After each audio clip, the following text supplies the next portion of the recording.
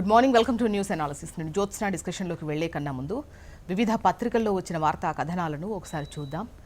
తెలంగాణ వార్తా పేపర్స్ చూసినట్లయితే ముందుగా ఈనాడు. ఇక్కడ బ్యానర్ ఐటంగా మనకు బనకచెర్ల కేసీఆర్ పాపమే అంటూ సీఎం రేవంత్ రెడ్డి చేసినటువంటి వ్యాఖ్యలను హైలైట్ చేస్తూ మనకు బ్యానర్ ఐటంగా ఈనాడు ప్రచురించింది. అయితే ఏపీ చేపట్టినటువంటి గోదావరి బనకచెర్ల ప్రాజెక్టుకు కేసీఆర్ హయాంలోనే బీజం పడింది. ఆనాడు పలుమార్లు ఆయన చేసిన వ్యాఖ్యలే అందుకు నిదర్శనం. తెలంగాణ ప్రయోజనాల విషయంలో మేము రాజీ పడం అని చెప్పేసి సీఎం రేవంత్ రెడ్డి అన్నారు.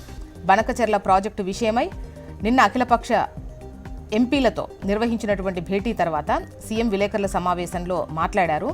ఈ ప్రాజెక్టును అడ్డుకునేందుకు ఎవరినైనా కలుస్తాం, ఎవరితో అయినా కొట్లాడతాం, సామధాన భేద దండోపాయాల్లో మొదటి అంకంలో ఉన్నాం.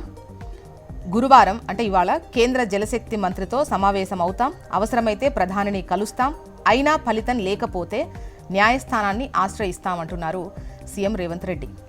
ఇక హక్కుల పరిరక్షణకు కలిసి నడుద్దాం, ప్రభుత్వ విజ్ఞప్తికి వివిధ పార్టీల ఎంపీల మద్దతు, బనకచెర్ల ప్రాజెక్టుతో రాష్ట్రానికి తీవ్ర నష్టం, కేంద్రం అనుమతులు ఇవ్వకుండా ఒత్తిడి తెద్దామన్న సర్కార్, కేంద్ర మంత్రి దృష్టికి తీసుకెళ్తామన్న బీజేపీ ఎంపీలు, రాష్ట్ర హక్కులు కాపాడడానికి కట్టుబడి ఉన్నామన్న బీఆర్ఎస్, సీఎం వ్యాఖ్యలను నిరసిస్తూ ఆ పార్టీ ఎంపీ వద్దిరాజు వాకౌట్ అంటూ వార్తను హైలైట్ చేస్తూ హక్కుల పరిరక్షణకు కలిసి నడుద్దామంటూ వార్తను హైలైట్ చేశారు.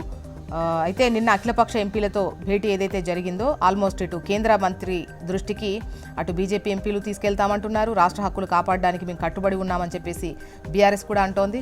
చూద్దాం. ఇక రైట్ సైడ్ కనుక టాప్లో చూసినట్లయితే భారత్ పాక్ ఒప్పందంలో మీ ప్రమేయం లేదు, అది ద్వైపాక్షిక కాల్పుల విరమణే, ట్రంప్కు తేల్చి చెప్పిన మోదీ.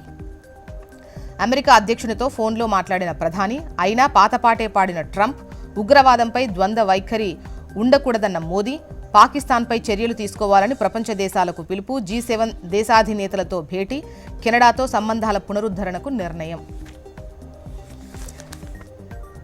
నెక్స్ట్ ఆంధ్రజ్యోతి. ఇక్కడ టాప్ ఐటంగా బనకచెర్ల పాపం కేసీఆర్దే అన్న సీఎం రేవంత్ రెడ్డి వ్యాఖ్యలను ఆంధ్రజ్యోతి హైలైట్ చేస్తూ బ్యానర్ ఐటంగా ప్రచురించింది. తెలంగాణకు తీరని ద్రోహం చేశారు. 2016-19లో చంద్రబాబు జగన్తో భేటీల్లో ఈ ప్రాజెక్టుకు ఆయనే మార్గం సుగమం చేశారు. రాయలసీమను రతనాల సీమగా చేస్తానంటూ, పెద్దన్నగా సహకరిస్తానంటూ హామీ ఇచ్చారు. ఇప్పుడేమో ప్రాజెక్టుపై మాట్లాడట్లేదంటూ మాపై బురద జల్లుతున్నారు అని చెప్పేసి సీఎం రేవంత్ రెడ్డి చేసిన వ్యాఖ్యలను హైలైట్ చేశారు. ఇక టోల్ పాస్ అంటూ ఒకేసారి 3,000 చెల్లిస్తే ఏడాది గడువు లేదా 200 ట్రిప్పులకు అనుమతి, కొత్తగా ఫాస్టాగ్ ఆధారిత వార్షిక పాస్, సగటున ఒక్కో టోల్ ప్లాజాకు 15తో సరి, ఆగస్టు 15 నుంచి అందుబాటులోకి, వాణిజ్యేతర ప్రైవేటు వాహనాలకే ఈ అవకాశం ఉంటుంది.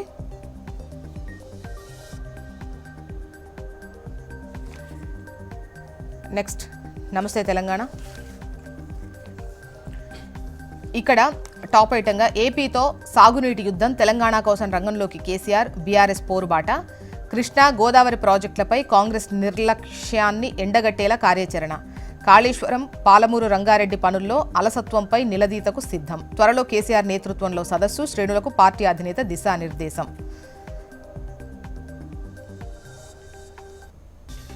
మరోవైపు దేవాదుల గోదావరి బేసిన్లోనే ఉన్నదా, బనకచెర్ల ఎక్కడుంది, ఏ బేసిన్ కిందకు వస్తుంది, నల్లమల్ల తెలంగాణ, రాయలసీమన, ఇవి బనకచెర్లపై ఎంపీల సమావేశంలో ముఖ్యమంత్రి రేవంత్ రెడ్డి అడిగినటువంటి క్వశ్చన్స్ ఇవి అంటూ ప్రాజెక్టులపై అవగాహన రాహిత్యం తేటతెల్లం, కనీస ప్రిపరేషన్ లేకుండానే కీలక సమావేశం, రాష్ట్ర నదులు, ప్రాజెక్టులు, అడవులపై సీఎం అడిగిన ప్రశ్నలతో విస్తుపోయిన అధికారులు, సోషల్ మీడియాలో విమర్శలు, లైవ్ నిలిపివేత, రేవంత్ రెడ్డి నోట మా కాళేశ్వరం మాట, మా కాళేశ్వరానికి అడ్డం పడుతున్నారంటూ వ్యాఖ్య.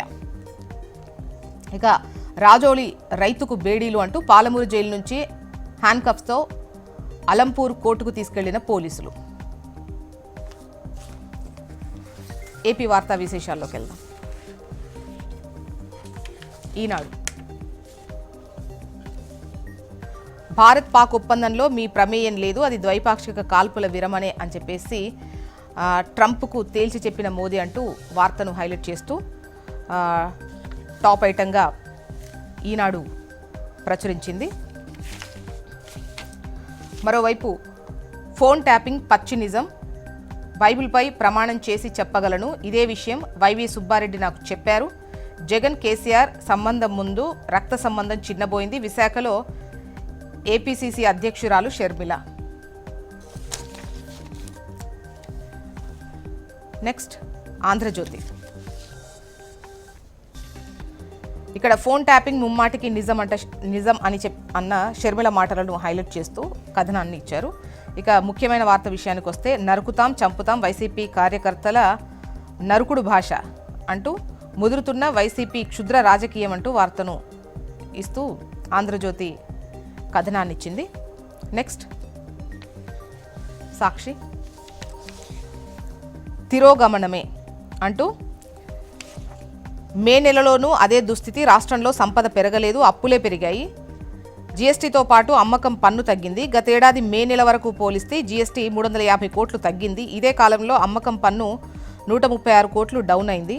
ప్రజల కొనుగోలు శక్తి నేలచూపులు. సామాజిక సంక్షేమ వ్యయం 6,184 కోట్లు కిందికి. కేంద్ర గ్రాంట్స్లో భారీగా 1,300 కోట్లు తగ్గుదల.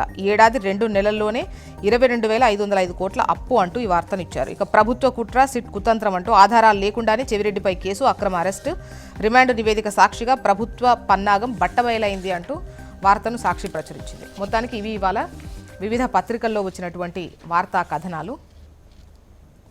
ఇప్పుడు ఒక చిన్న బ్రేక్ తీసుకుందాం. బ్రేక్ తర్వాత డిస్కషన్లోకి వెళ్దాం. Stay tune.